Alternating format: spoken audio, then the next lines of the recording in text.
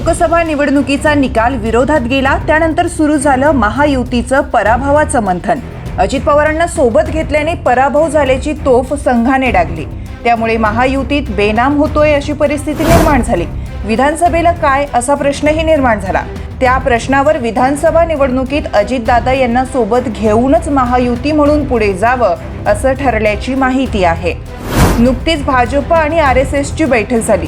संघ परिवाराच्या समन्वयक बैठकीत अजित पवारांना सोबत का घेतलं याची बाजू फडणवीसांनी मांडली।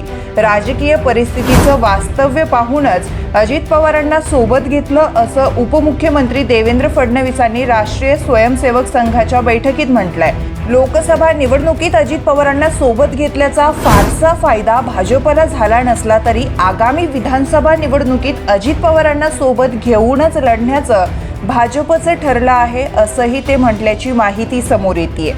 2019 मध्ये भाजप आणि शिवसेना वेगवेगळे झाल्यानंतर कोणत्या परिस्थितीत आधी एकनाथ शिंदे आणि नंतर अजित पवार यांना सोबत घ्यावं लागलं याची राजकीय कारणं फडणवीसांनी सांगितली।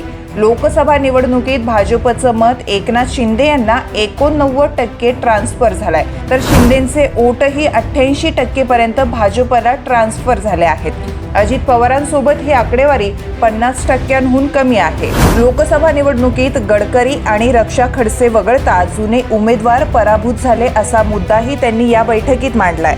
त्यामुळे आगामी काळात भाजप तिकीट वाटपात मोठ्या प्रमाणात भाकरी फिरविणार असे संकेतही फडणवीसांनी दिल्याचं मानलं जात आहे। विरोधकांच्या नरेटिव्हला प्रत्युत्तर देण्यासाठी आता संघ परिवारानेही सक्रियपणे मैदानात उतरण्याची अपेक्षा व्यक्त केली आहे। आता संघाची भूमिका काय असणार हे पाहावं लागेल।